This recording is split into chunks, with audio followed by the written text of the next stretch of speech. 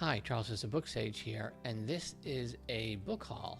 This is a collection of books I've bought pretty much over end of April, May, and a little bit into June so far. It's some ebooks and some physical books, and I figure I'll jump into the ebooks first. Now, if you've watched my channel, you probably know I'm a big fan of Tolkien. There's this collection of Lord of the Rings books all divided up there in hardcover. And I noticed I did not own The Hobbit on ebook. I have The Hobbit in paperback and hardcover, and I have all the others in various copies too, but I didn't have The Hobbit in ebook, and it was on sale one day. So I grabbed it for my Kindle.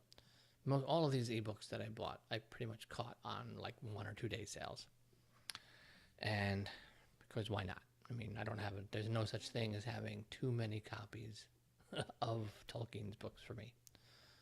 So that's the first one. The next one is a book that's really, really intrigued me. And the Fancy Hat Lady, I think, really loved this story, and many others as well. And that's Under the Pendulum Sun by Jeanette Ang. And this really sounds intriguing, and I'm really looking forward to getting to read this when I can at some point later this year. And such a really cool cover as well. I mean, that's a hard cover to resist in general. And next up are books 1 and 2 of Anthony Powell's A Dance to the Music of Time. Now, Katie of Books and Things, she's doing a year-long read of the 12-book Dance to the Music of Time series. I've read the first one, and that's A Question of Upbringing, and I've bought the second one, A Buyer's Market. I'm way behind. I'm not going to be able to read along as they're reading these. I just have too much work going on, and I'm in the middle of big door-stopping epic fantasy books. But I will continue with the series, and I will eventually work my way through all 12 books. They're interesting. I thought these were like Victorian-era stories because they have that feel to them, but they were actually written in the 20th century, not too long ago, and I would never have guessed that just from the style, the story, and everything. But it's a really nice change of pace from what I normally read.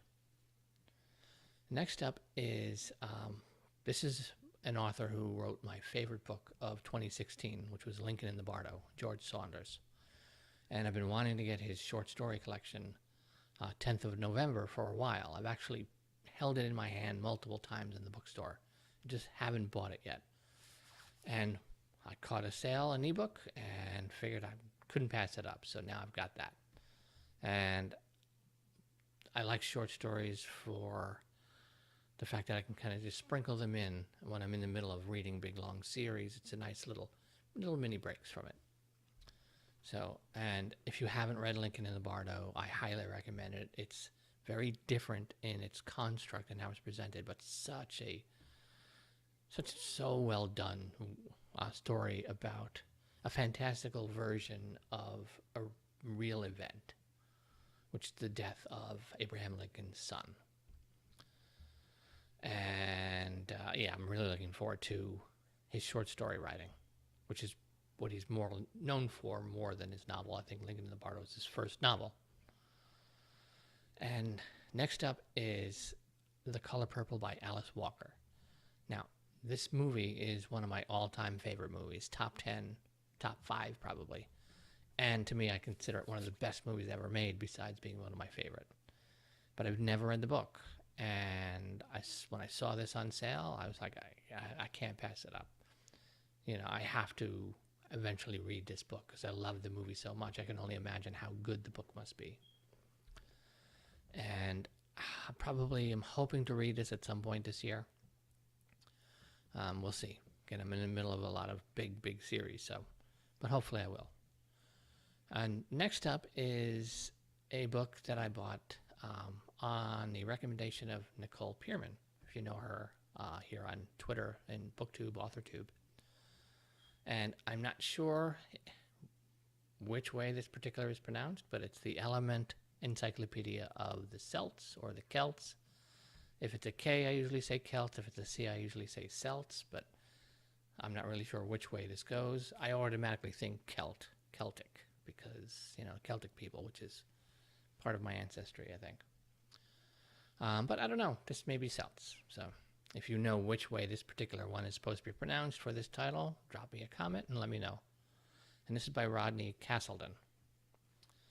And just, I love Celtic mythology and all that stuff. So I'm looking forward to diving into that when I get a chance. And next up is, because there's not enough Tolkien-related things, is The Proverbs of Middle-earth by David Rowe. And littered all throughout The Hobbit, The Lord of the Rings, The Silmarillion, there's all these wonderful sayings, basically like proverb type sayings that Tolkien wrote. And David Rowe has collected those scattered all around the books and put them all into this one volume here. And I said, let me get that. So there's some great snippets. He has a Twitter feed as well, I think Tolkien Proverbs, where he posts a lot of them one at a time, little snippets. But fun stuff. All right, now on to the physical books. First up is Stephen King is one of my favorite authors in general. And my favorite Stephen King book is The Shining. And I decided when I was up in Ithaca at the Barnes & Noble bookstore, I was like, I think I'm going to finally get Dr. Sleep. So I've picked it up. And I got it in mass market paperback. I currently own this, The Shining in mass market as well. I had this in my hand, and I was thinking to myself, you know what? I wonder if they have it in trade paperback. And they did. So I picked that up and put this down. And then I was like, well, I have this Shining's in mass market. Well, I don't want to just buy the trade paperback of this, and they don't match. So I'm like, well, maybe they have The Shining in trade paperback. And they did. And I picked that up too, and then realized they're both trade paperback, but two completely different sizes, which, why do you do this, publishing companies? So I put them both back and got the mass market one. Because I can't buy a book and its sequel in trade paperback that are two different sizes of trade paperback. It's just not happening. But I will have to reread the Silmarillion before I read this, but really looking forward to it. And I've been reading so much fantasy, I've been getting an itch for science fiction again.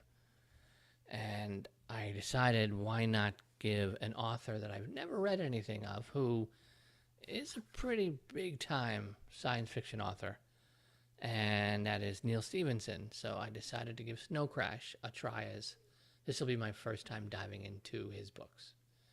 And this one I always hear highly recommended, so I figured, I'll give it a shot. Pretty cool cover. And the last book is a book of a kind that I don't normally buy. When it comes to nonfiction, I'm more of biographies or books about like historical events, whether it's particular wars or battles and things like that. I don't buy contemporary political books, especially about elections. But in this case, I made one exception. And this is a book written by Selena Zito, who is an interesting journalist. She's from Pittsburgh area, and she's a journalist, an old school journalist, who gets in her car and drives out and goes to these little towns, all in like middle America, and actually sits down in a diner and talks to people to find out what motivates them when it comes to voting. And she was one of the few journalists during the election season that was actually out on the road talking to people in a lot of these small towns, and she started seeing this sort of tectonic shift among the electorate that the mainstream media in general wasn't talking about at all.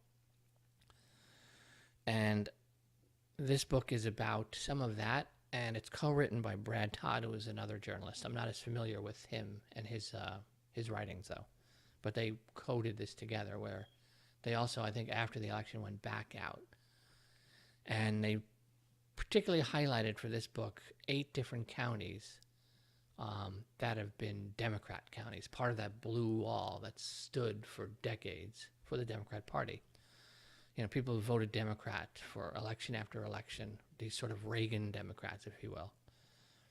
And they've counties that specifically voted twice for Obama as well. But these were counties that flipped over to Trump instead of Hillary, and they wanted to find out why.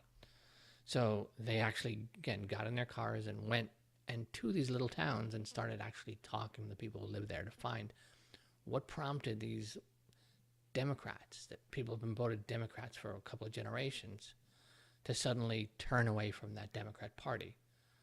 Like, what caused that shift in their voting mind to see what it was really about. And it's their individual stories of these people.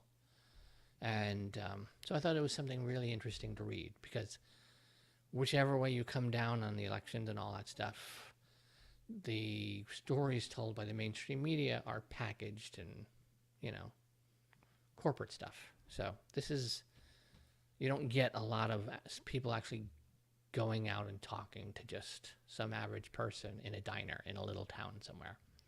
So I figured it would be a different perspective. And that, I figured I'd show you the book, is called The Great Revolt Inside the Populist Coalition Reshaping American Politics. And I haven't read any of this yet, but I've read snippets online, and I've read some of Selena Zito's reporting in general during the election season. And it was always interesting stuff. Because again, it's focusing on just these individual people, not political party messages and things like that. So I figured I'll see how it goes. It's been getting some interesting reviews, and it just sounds like an interesting perspective just to learn more about the American political landscape and what's caused it to shift and change so dramatically. So that's it. When I'll read this, I don't know. Definitely before the 2020 election. But when I just want a weekend break from fantasy, sci-fi, any of that stuff, I'll probably dive into this and see what it's about. But like I said, this is a big change for me because I don't normally get into like contemporary political books, because most of them are just, marketing, people marketing themselves. But anyway, that's my book haul. And if you've read any of these books, let me know in the comments what you think of them. Yeah, and I'm just going to wrap it up here. I am Charles the SirBookSage. Happy reading.